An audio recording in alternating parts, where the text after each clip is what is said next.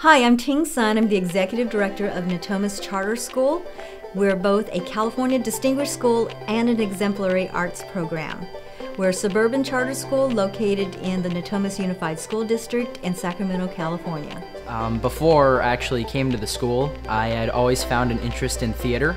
As a child, I always preferred toys like building blocks or Lego sets. I specialize mostly in digital and visual art. I am a musician. I play clarinet in concert band and the alto saxophone in stage band. I think a common misconception about art students is that we're very head in the clouds, up in the air, and not good at living in the real world, but it's really the farthest thing from it. For me, I see art as something that allows me to focus. 3D digital art teaches you that you are held accountable for your work, whether it be a professional job in the industry or a simple homework assignment at school. Collaboration is very important in the digital arts world, especially in bigger projects, because, well, to tackle bigger projects, we need people to do specific jobs, and we have to work together. We have to make the whole thing seem like it was made by one person. So we have to think alike. We have to share thoughts, and that can be tied to academics, because with group projects, it's basically the same thing. Everyone has to fulfill their role, otherwise everything just falls apart. With music, perseverance is very important because playing music is not as easy as it seems. It takes time and a lot of effort to learn how to play a piece of music. Not only do you have to learn the notes, but you also have to learn the rhythms, the different styles, and how to incorporate your sound with the sounds of musicians around you. Perseverance can be in both music and academics because really it's just you have to keep trying at what you do, and you can't give up. You know, if you don't get something right away, it doesn't matter if it's in music or math or English or history, you have to keep trying until you get whatever it is you need to get done or finish. Well, in dance, things kind of connect, and we find a way of taking one thing that we've learned and transcribing it to something else that's new. And so like in our academics, we take, say, something from a previous unit and we can apply it to the new unit that we're learning. The confidence that I use in drama is the same confidence that I use to strive for high academic achievements, because confidence really allows me to understand more of who I am and then allows me to apply that into each academic situation. In 7th grade, I was assigned with a group to develop a whole entire story project with all sorts of props and write the script and everything. And working with a group dynamic and performing for an entire 7th grade audience, it's a lot to take in and a lot of work. Drama and acting always wants you to be very creative, specifically when you're creating a character, and not only that, but bringing a scene to life. That is very, very key and very helpful, especially in classroom environments, because when you're working on group projects, you want to make it lively and spice things up.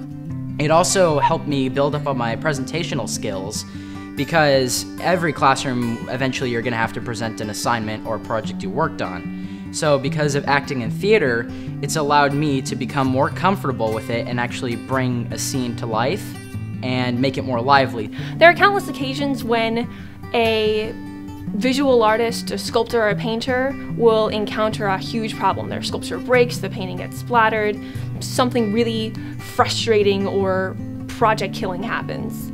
And it's because the students feel a personal connection to their work, like you can only have in an arts class, that they really fight on. I think when you teach a student to have that kind of attitude towards their work, when they come to an academic challenge, they address it in the exact same way, a very passionate, a very determined sort of attitude towards whatever they're doing. And it branches out farther than artwork does.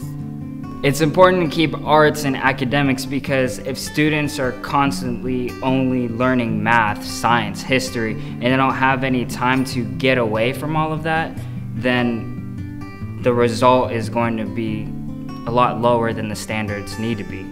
And so if they don't get a time and break away from learning very concrete things, then they're not going to be able to express how they are, and they're not going to be able to grow as a person in high school, and that's where kids normally grow as a person. And focus and dedication applies in that, because when you're focused in art, it transcribes to being focused in your academics. Look down the halls of PFAA. People are smiling, they're laughing, they're happy to be here, they're self-driven. They come to school because they want to, and I think that's not something you can teach. That's something you have to let people discover for themselves in the arts. This feeling of, or this motivation to work on your projects or to improve yourself simply because you enjoy doing so is what people want in the real world. It's what employers want, it's what colleges want, and it's definitely what I want out of life. A lot of times kids need to have a goal in order to be able to focus. So a lot of times, like let's say like football, we don't have football, but ballet, modern, jazz, that's our football. That's what drives us to stay focused in our academics. It allows you to meet all sorts of different characters and types of people around the world, which is a really great experience to get used to, especially if you're heading into life. No matter what it is, we're all accountable for completing the task at hand.